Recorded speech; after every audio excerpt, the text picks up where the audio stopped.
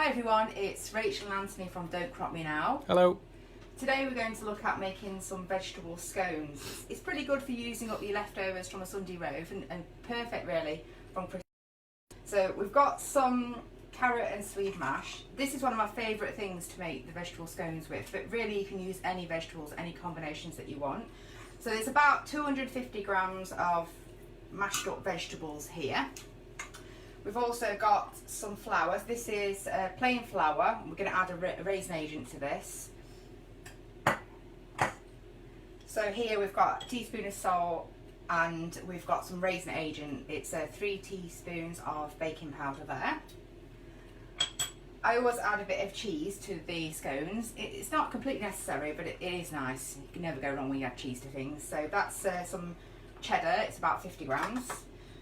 We've got a bit of parmesan just to top the scones because they go quite nice and crispy rather than putting more cheddar on the top. So just grate a tiny bit on the top. And then we've got 1 egg. This is one of the eggs from our lovely chickens we have in the garden. So it's a small, she's like a bantam type chicken, so a little white egg. That's not actually going to go in the mixture, but that's going to go on the top to stick the parmesan on the top of the scones. We've got some milk. This is just semi-skim milk, which we'll use to bind everything together. So it's about 250-ish mils there, but we'll just use what we need. The key is every time you make this, the flour seems to absorb different amounts of milk, so don't just stick it all in, you sort of go by eye as well. So really, really simple to do. You just get your mashed vegetables, throw everything in. So this was the salt and the raisin agent.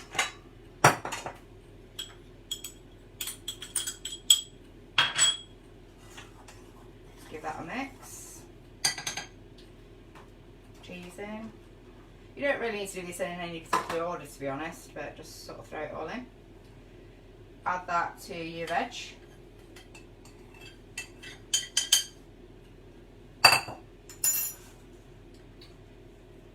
Give that a mix.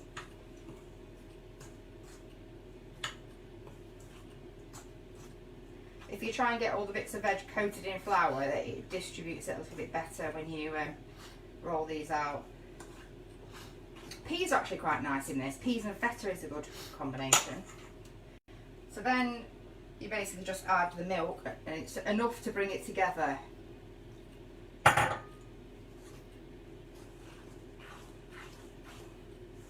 You don't have to use milk. You could use yogurt or something like that, or a mixture of yogurt and water will work. Just whatever you've got really. So you want to mix it until it comes together to make a sort of soft ball. So it's nearly there now. See these bits of flour at the bottom there. So I'm not going to add any more to that because that bits of flour there on the bottom we'll use in the rolling out anyway.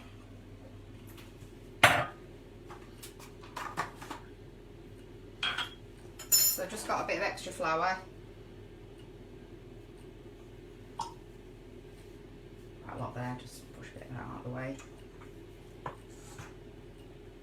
So I don't really worry too much that you've still got bits on there. It's not like an exact recipe. So the key when you're making scones is don't knead them too much. That's what makes them tough. So you just want to bring everything together. So I just knead it enough that it's in a ball and it's sticking together.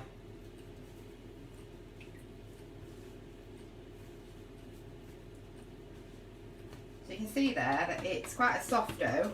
I don't even roll this out, I just use my hands. So you want it maybe like 1 inch or so thick. Then you just get a cutter. If you don't have a cutter, just use a jam jar or a cup. A wine glass works quite well. So these are just some stainless steel cutters. What a good tip I find is to try and mix it around in a little bit of the flour just to make sure it doesn't stick. And the key is to try and put it down and not twist it too much. If you twist a lot, then what happens to the edge of the scones is they form like a bit of a funny shape, and then sometimes they don't rise very evenly. So in between each one, because there would have been bits of scones that stick to the side, I just dip it in this flour. That means that you can get the cutter out again. So just a little twist, the minimum twist you can do really. I do think you can reuse this bit that's on here. If you're just going to re-roll it again one more time, I think that's fine. Don't re-roll it loads of times, because then it just, again, it's a bit like just making it more tough. So there is a scone. So we just place this on a non-stick tray. So I've got one of these, like a steel pat type thing. Really good and non-stick.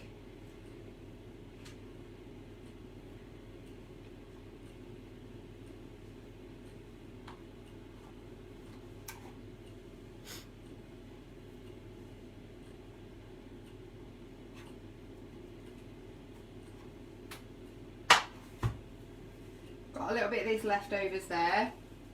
So again, you can re-roll this. I wouldn't re-roll it more than twice. Like one time now, and if you're desperate, another time. Because like I said, that's what sort of makes them go tough. So again, just put it out.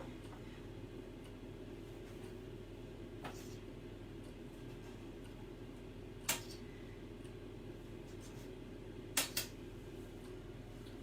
there's 3 there. And this last bit here, I'll just try and see if we can get one more from it. So rather than re-rolling it, you could just stick that together if you wanted to and make a scone like that. That's really the top limit. It might not be the best one there. It might not rise very evenly. So once you've got all your scones,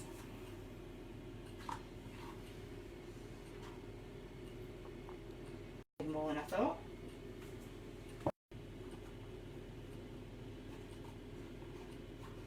This mat we've got is too big for the trays, but because they're really expensive and like really nice quality, I don't want to cut it to fit the tray.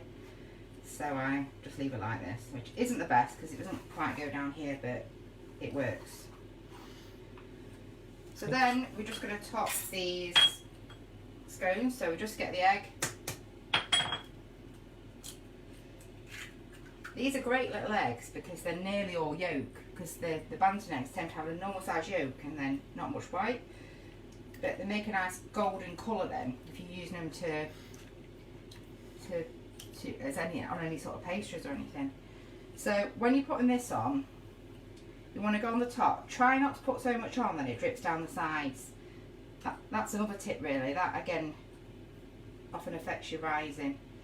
So I'm only really using this because it'll give it a nice shine and it gives that parmesan something to stick to.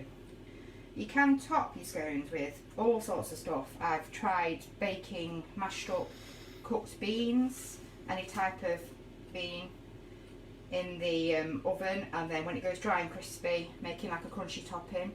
If you had a bag of crisps or something, I know it sounds totally crazy, but they probably make a nice crispy topping.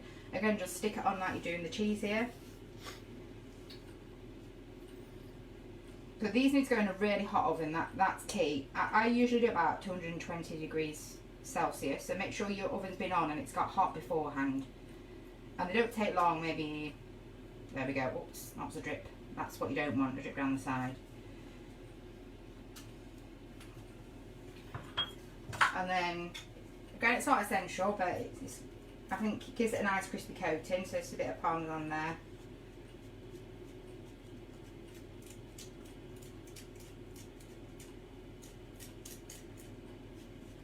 So these are nice served with a soup made with all those leftover veg really. It's become a bit of a Boxing Day tradition at our house, but I do actually make these regularly whenever we've got leftover veg. So that's your scones, and they go into a hot oven now for about 12 minutes or so until they look like they're puffed up and they've gone golden. So we'll post a picture later when they're out of the oven just to show you what they're like before we gobble them all up. So happy Christmas again everyone, hope you enjoyed Boxing Day with your families. Bye! Bye!